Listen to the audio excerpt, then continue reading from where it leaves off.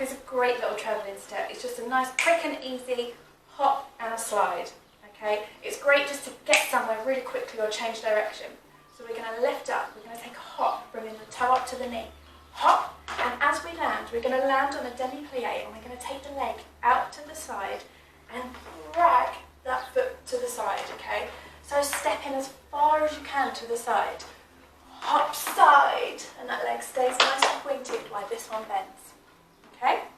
So the arms, you're just going to, as you hop, I just bring mine naturally out, and then I take it out to the side. Now to make it more jazzy, you're going to press your hands out like this, and you're going to be slightly up and slightly down. So we go, da-da. I'm going to look to this hand, whip that head to the side, da-da. Okay? Da-da.